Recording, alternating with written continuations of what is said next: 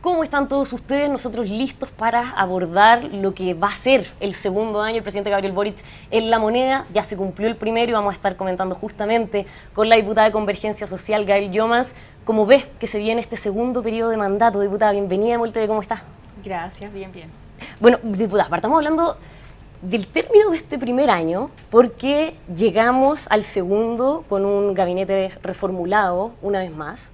Si uno ve los 5 cambios ministeriales y los 15 cambios en las subsecretarías, uno puede notar que aquí hubo un avance de personas ligadas al socialismo democrático, en desmedro, se podría decir, de personas ligadas a Prodignidad.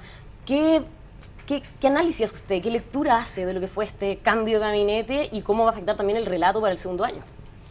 Bueno, durante todo el año hubo legítimas solicitudes por parte de algunos partidos de la socialdemocracia, pero también creo que hay un tema de la relación política dentro de la coalición, ¿cierto?, de gobierno, las coaliciones, para poder realmente hacer un trabajo en unidad. Y creo que el cambio de gabinete y el gabinete actual debería responder, en definitiva, a generar esa acción política conjunta, a que cuando tengamos que pelear alguna reforma o algún proyecto de ley, algún programa que levante el Ejecutivo, no se ponga en cuestionamiento, ¿cierto? O no se sientan algunos partidos menos parte del gobierno. Yo creo que ya es momento de dejar atrás, ¿cierto?, ese tipo de cuestionamientos, porque lo más importante hoy día, y bueno, debería haber sido siempre, pero creo que ya es momento también de dejar esas discusiones atrás y poder actuar para hacerse cargo de la necesidad de la gente, para implementar un programa, que son los desafíos que tiene un gobierno. O sea, al final que esto de las almas no se note tanto en la práctica. Yo diría más bien que pongamos lo importante por delante, y lo importante tiene que ver con lo que nos une, que es generar una buena gestión, ¿cierto?, por parte del gobierno, que al gobierno le vaya bien, porque si al gobierno le va bien, a Chile le va bien, y eso debería ser lo más relevante para todos los partidos. Usted decía que aquí lo importante es que no se interprete tampoco, y lo dijo el mismo presidente, que esto no era por presiones de partidos, sino que más bien impulsar la gestión, pero de todas formas después del cambio algunos partidos quedaron heridos. El Partido Liberal acusó una humillación, incluso hablaba de que su lealtad fue premiada con que le sacaran al único ministro que tenían en el gabinete. El Partido Radical también ha hecho críticas por lo sucedido. ¿Qué pasa ahí con esos partidos?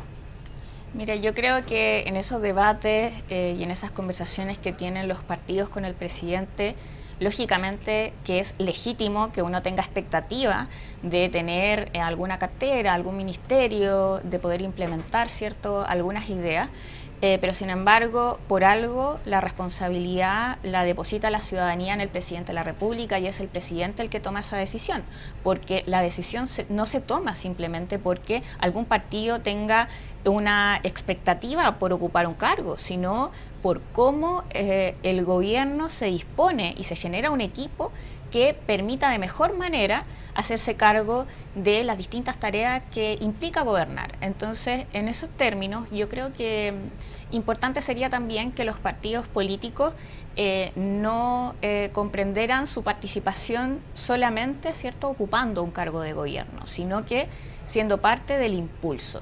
Es legítimo la posición que pueda tener un partido político, porque son colectividades, ¿cierto? Pero creo que a propósito de los desafíos futuros y los presentes, es importante que abordemos esto en unidad. ¿Le falta entender la realidad que se impone entonces a esos partidos?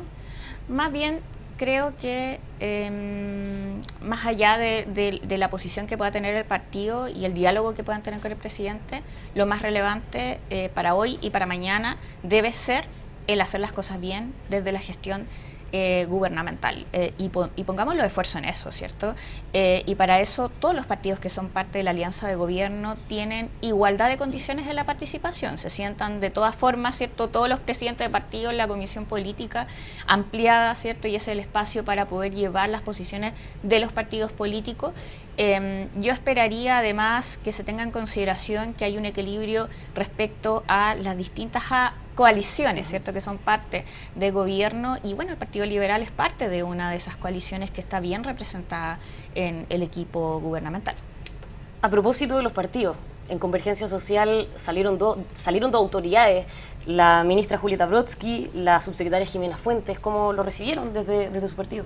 Bueno, primero nosotros valoramos las gestiones que ambas han realizado, y también de Valesca Naranjo, que también es parte de Convergencia Social, de ellas que tuvieron en el ejercicio de su cargo. Y bueno, creemos que es siempre complejo, ¿cierto?, el tener que asumir ese tipo de noticias, pero sin embargo, para nosotros lo más importante es respaldar a nuestro presidente. Nuestro presidente es compañero de nuestro partido.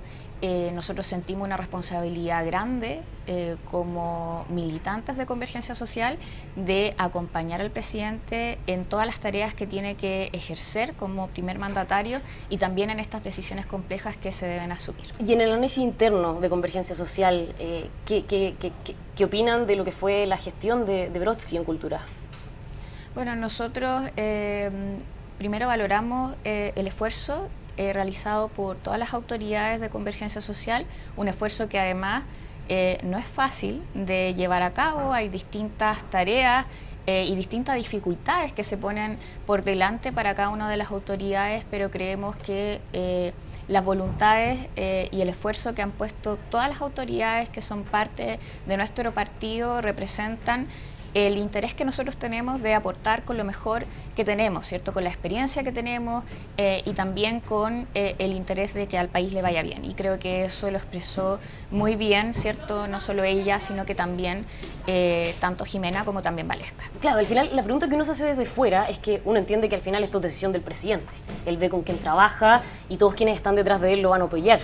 Pero siendo uno de los partidos, su partido además, que están ahí detrás con él, participando activamente, al final estos cambios y ver que entra más personas del socialismo democrático, seguimos girando hacia el asiento izquierda, ¿eso duele?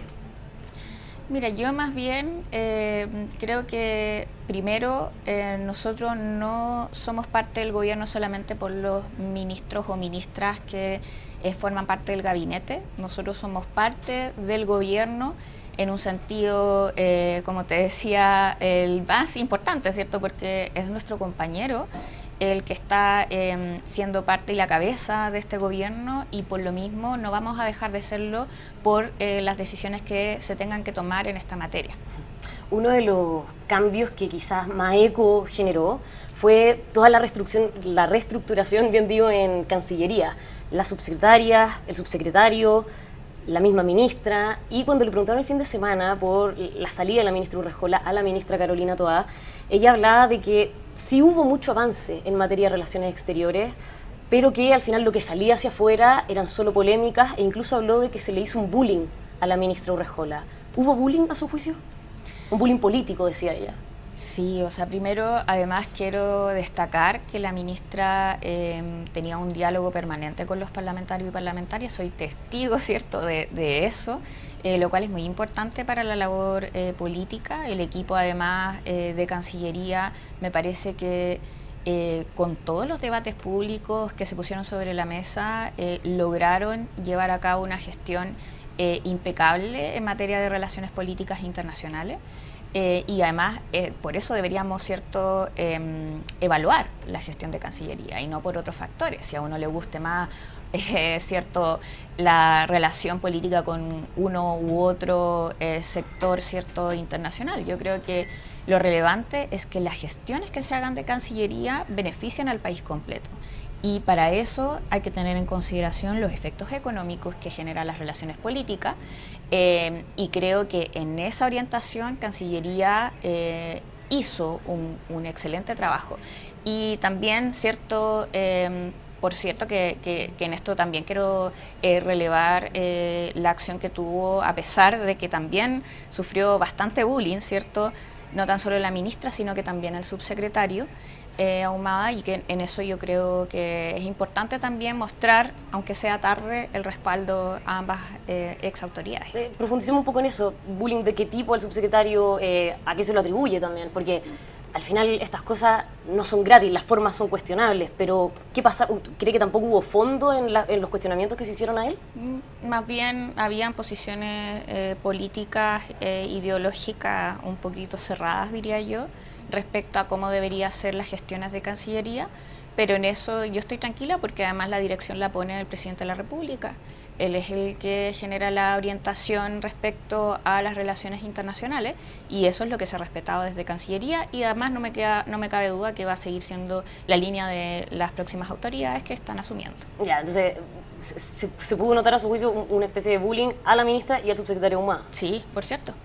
Y la señal entonces de cambiar al equipo entero, ¿podría ser interpretado también como una forma de no respaldarlo después de este bullying que se les hizo? No, en lo absoluto. Creo que además las palabras del presidente dejan en claro el valor que ha puesto y que él considera respecto al trabajo realizado por las exautoridades y por lo mismo creo que más bien esto tiene que ver con rearme cierto más general respecto a los equipos que son parte del gabinete y en esto el sentido más bien es poder tener un equipo que logre con todas sus aptitudes asumir los desafíos que se tienen por delante. Bueno, como después de cada cambio de gabinete y quizás cada acción política de todos los gobiernos, algunos quedan con sabor a poco. Y aquí quizás la principal crítica estaba, después de la semana pasada y lo que sucedió con el ministro Marco Antonio Ávila, muchos se preguntaban cómo no salió, por qué sigue acá, además en un gobierno que se llama feminista, se autoproclama feminista. Usted también es una diputada que ocupa esa bandera. ¿Qué le parece que siga el ministro Ávila después del impasse que tuvo con la otra diputada? Bueno, yo lo primero es que creo que a un ministro o a una ministra se le evalúa por una gestión de la cartera. Y en este sentido, la cartera tiene tareas que son bien grandes. O sea, estamos hablando primero en un mes clave, ¿cierto? Estamos en marzo, hay bastante implementación de las líneas programáticas en materia educacional que es importante que ¿cierto? Toda la cartera esté bien preparada y asuma esas labores desde ya. Ahora, en ese sentido, yo creo que el ministro ha hecho un trabajo de implementación del programa que ha ido en la línea, además, que tiene el presidente de la República y que tenemos nosotros además como partidos, miembros de la alianza de gobierno. Y en ese sentido, yo primero considero, y lo he dicho también con anterioridad, que me parece que el hecho, ¿cierto?, el conflicto que hubo entre el ministro con la diputada no debió haber ocurrido, por algo el ministro tuvo que pedir disculpas, ¿cierto?, a la diputada, pero la reacción que tiene de vuelta por parte de la parlamentaria me parece sumamente desproporcionada respecto a los efectos que genera. Porque los efectos no fue castigar al ministro, sino que castigó al país, ¿cierto?, dado que no permitió avanzar en una reforma tan relevante como la reforma tributaria. Entonces, yo no comprendo y hasta el día de hoy, ¿cierto?, no logro entender la decisión que toma la diputada Viviana Delgado y también la diputada Mónica Arce de restarse una votación tan relevante como esta. Yo espero que en adelante este tipo de actitudes las podamos sopesar, entendiendo el disgusto que pudo haber tenido la parlamentaria y que lo comprendo, pero que no justifica en manera alguna la posición que tuvo respecto a la votación de la reforma tributaria. Desmesurada, entonces. Por cierto. O sea, creo que... Y además porque mezcla las cosas. Como te decía, acá no hay un castigo que se le ejerce al ministro, sino que más bien perjudicó la posibilidad de contar con recursos para pagar la pensión garantizada universal, para poder costear la reducción de las listas de espera, para poder avanzar, ¿cierto?, en mayores condiciones, para poder financiar la salud primaria. O sea, hay muchos efectos que tiene en la ciudadanía la imposibilidad de avanzar en una reforma tributaria y en ese sentido creo que se equivocó la diputada. La responsabiliza a ella y su voto por el hecho de que se terminara por rechazar esta idea legislar. Responsabilizo a ella, a la parlamentaria, ¿cierto?, Pamela Giles, a la diputada Mónica Arce, y también, tengo que decirlo, a los parlamentarios que votan en contra, a quienes son parte del centro democrático, que se supone que es un partido nuevo, que debería tener disposición al diálogo, pero cuando al momento de votar en contra lo que demuestran es que no quieren discutir de la reforma tributaria, porque se obstaculiza la posibilidad de avanzar, incluso teniendo diferencias en particular respecto a la reforma tributaria, que eso es válido, es legítimo. Pero para eso hay que avanzar en la votación, ¿cierto? Y todos ellos estaban conscientes del efecto que iba a generar su votación. Y lamentablemente, aún con ello, decidieron votar en contra. Y además, lógicamente, que también responsabilizo a quienes son parte de Chile Vamos.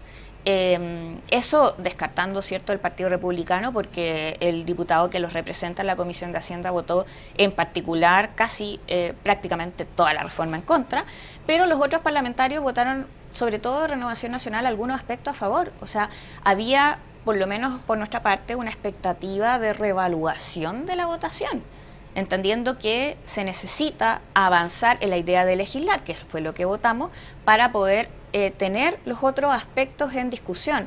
Y sobre todo teniendo en consideración, además, que Chile está en segundo lugar en los países más desiguales de la OCDE, que nuestro país, lamentablemente, no va a contar, a propósito de que no se aprobó en general la reforma tributaria, con medidas contra la evasión y la elusión, a pesar, ¿cierto?, de los datos que tenemos sobre la mesa. Hay un informe, ¿cierto?, de Michel Jorrat que también dan cuenta de ello, de que por la evasión del 1% más rico de la población en nuestro país estamos dejando de recaudar 9.300 millones de dólares.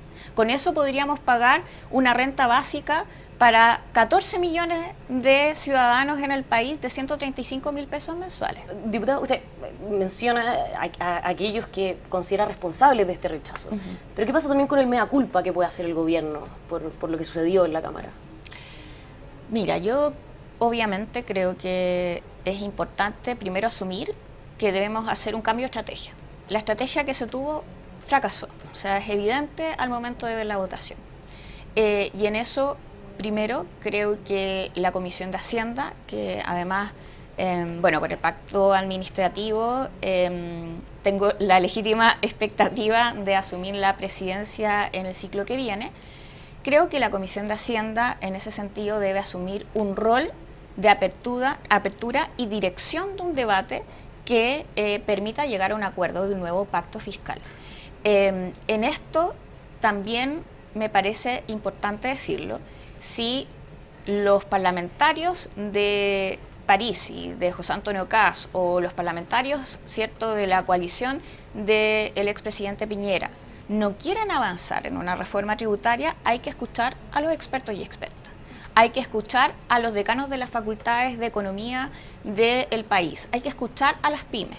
Y ese debate creo que no puede ser por fuera de la Comisión o del Congreso. Y esa va a ser la estrategia nueva, uno podría intuir. Sí, entonces, o sea, yo voy a proponer, siempre que logre asumirlo, ¿sí?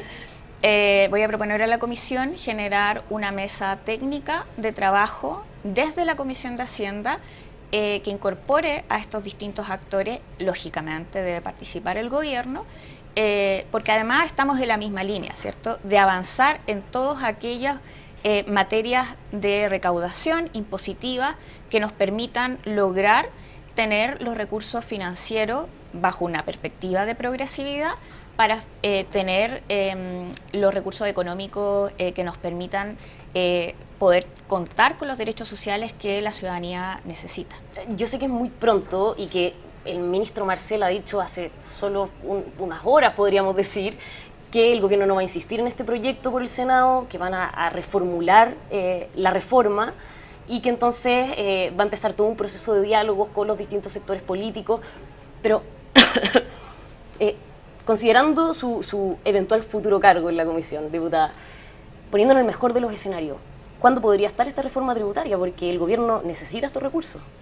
Bueno, hay aspectos que podemos avanzar inmediatamente. Por ejemplo, en materia del royalty, que no estaban, ¿cierto?, contemplados en la idea de legislar rechazada. Por lo mismo, no es necesario esperar un año Claro, o se sigue buscar el sí. mecanismo de la insistencia. También están los impuestos que permiten hacerse cargo de proteger la salud de la ciudadanía. Por ejemplo, impuesto al tabaco, los impuestos verdes, que son parte de materias que se pueden avanzar sin y necesidad acelerar. de... Sí. Exacto, sin necesidad de entrar. Y hay otras materias que yo creo que puede ser oportuno empezar a abrir ese debate. Si hay otras propuestas que se pongan sobre la mesa. Y yo creo que en esa perspectiva podemos lograr llegar a un acuerdo siempre que existan las voluntades, ¿cierto? Para eso es importante escuchar a la población. Si el 70% de la población, según la encuesta de CADEM, quiere un nuevo sistema tributario en donde exista justicia tributaria, es decir, lo que conversábamos, la evasión, la elusión del 1% más rico de la población genera mucha frustración. Entonces, ¿se van a ir guiando por las encuestas? No, más bien creo que es necesario considerar la opinión del mundo civil, de la sociedad, de las pymes, que de hecho también sacaron declaraciones.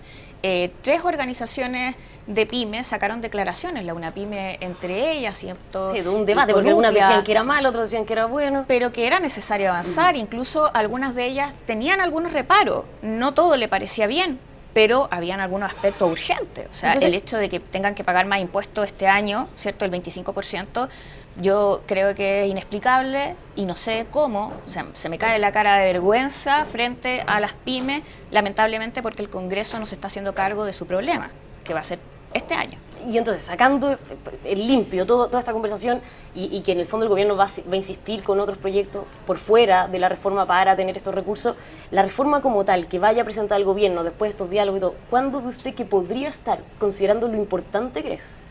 Mira, yo creo que como podemos avanzar en estas materias, ¿cierto?, que son parte de un acuerdo de un nuevo pacto fiscal, esas materias se pueden legislar durante este mismo año. Mientras también construimos un acuerdo que incorpore y no renuncie, ¿cierto?, a poder contar herramientas contra la evasión y elusión. Yo creo que esos son pisos mínimos para poder tener un sistema tributario justo, que mire a la ciudadanía también y sus necesidades, y que no genere un incremento de las desigualdades que hay en el país. Varios desafíos en materia tributaria para este segundo año del mandato del presidente Gabriel Boric. Diputadas, muchísimas gracias por haber estado hoy día con nosotros. Muchas gracias a ustedes, que estén bien. A todos ustedes los dejamos invitados a que sigan aquí con nosotros en emol.com.